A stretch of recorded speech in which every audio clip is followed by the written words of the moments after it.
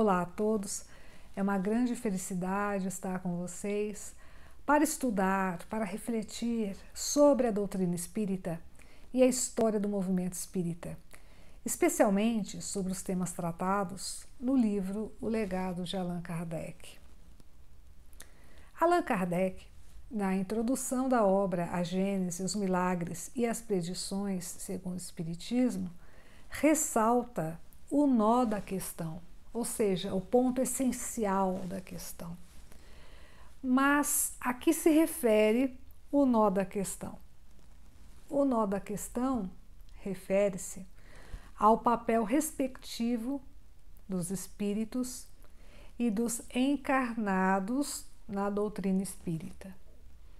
E nesse sentido, Allan Kardec explica o seguinte, na introdução de A Gênese, os Milagres e as Predições segundo o Espiritismo. Apesar da parte que cabe à atividade humana na elaboração dessa doutrina, ou seja, da doutrina espírita, a iniciativa pertence aos espíritos.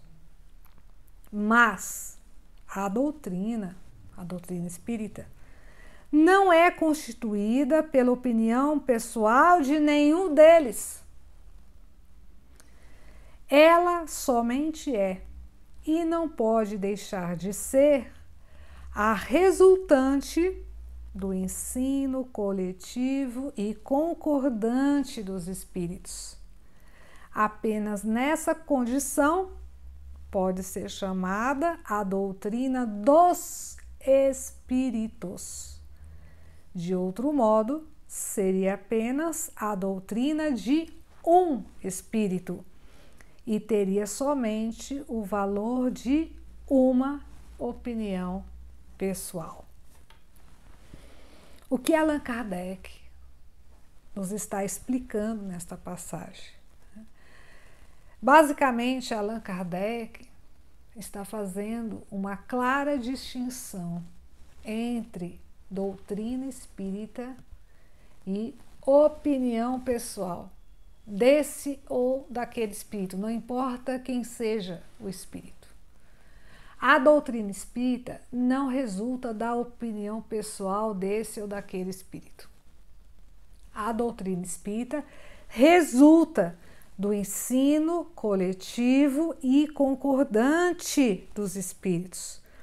Por isso que pode ser denominada doutrina dos espíritos e não doutrina de um espírito, porque se fosse a doutrina de um espírito, somente teria o valor de uma opinião pessoal. Também, na introdução da obra A Gênese, os Milagres e as Predições segundo o Espiritismo, Allan Kardec afirma o seguinte: generalidade e concordância no ensino. Esse é o caráter essencial da doutrina, a própria condição de sua existência. Resulta disso que todo princípio que não recebeu a consagração do controle da generalidade não pode ser considerado como parte integrante dessa doutrina, mas como uma simples opinião isolada, cuja responsabilidade o Espiritismo não pode assumir, né? Então, segundo o que nos explica Allan Kardec, qual é o caráter essencial da doutrina espírita?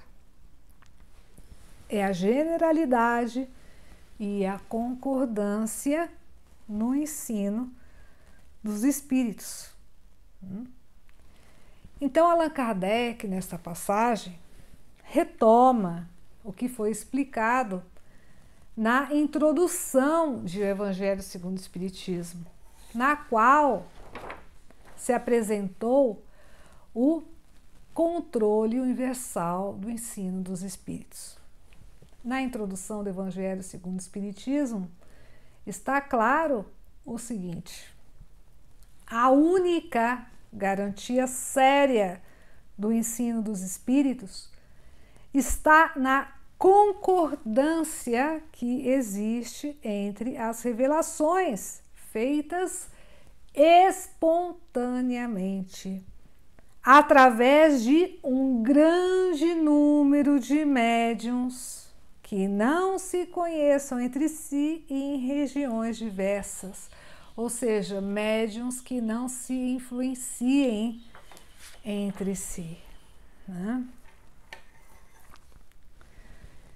Também, na introdução de A Gênese, os Milagres e as Predições segundo o Espiritismo, Allan Kardec ressalta o seguinte: essa coletividade concordante da opinião dos espíritos, passada além disso pelo critério da lógica, que constitui a força da doutrina espírita e assegura sua perpetuidade. Né? Uma frase muito profunda. O que quer dizer isso? Né? Quer dizer o seguinte, né? Que a lógica e a coletividade concordante do ensino dos espíritos constituem a força da doutrina espírita e garantem a sua perpetuidade.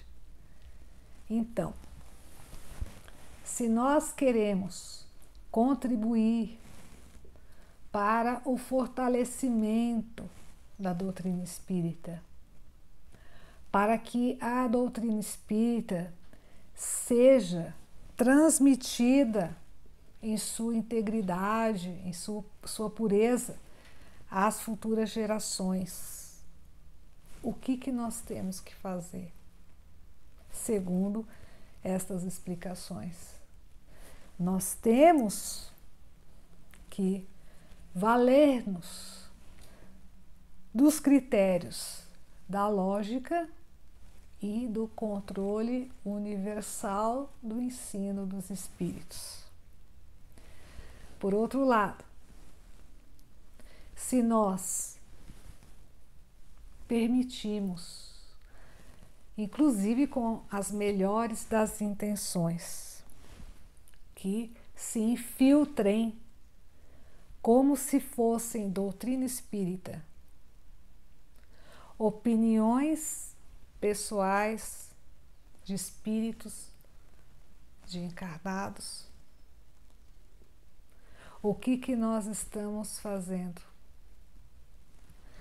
Nós estamos, lamentavelmente, contribuindo para o enfraquecimento da doutrina espírita. E já não estamos trabalhando para que a doutrina espírita seja transmitida fielmente às futuras gerações. Diríamos de uma maneira muito simples, né? Nesse cenário estaríamos contaminando e enfraquecendo a doutrina espírita, né? É importante deixar claro que toda pessoa, encarnada, desencarnada, tem direito a ter suas opiniões. O que nós queremos enfatizar aqui, segundo está muito claro na introdução da obra Gênese, os Milagres e as Predições segundo o Espiritismo, no Evangelho segundo o Espiritismo e em outros escritos publicados por Allan Kardec, é que opiniões pessoais de espíritos, seja quem for o espírito, de encarnados, seja quem for encarnado, não constituem a doutrina espírita. E que nós temos que trabalhar pelo fortalecimento da doutrina espírita e para preservá-la, a fim de que possamos transmiti-la fielmente às futuras gerações, né? Então, queridos amigos, esse estudo que fizemos hoje, né, é mais um dos muitíssimos exemplos da necessidade de que estudemos diretamente os textos das obras de Allan Kardec, especialmente a obra A Gênese, os Milagres e as Predições segundo o Espiritismo, para que possamos compreender melhor a doutrina espírita e sermos cada vez mais úteis ao ideal espírita. Agradeço imensamente a atenção de vocês, o carinho, a divulgação, a participação desses estudos. Estejam à vontade para divulgar este material. Agradecemos a Rádio Portal da Luz, as outras rádios espíritas que estão transmitindo os nossos estudos, os outros canais de YouTube, sites, blogs, perfis e páginas de Facebook. E desejamos a todos vocês, de coração, muita paz, muita saúde e muita felicidade.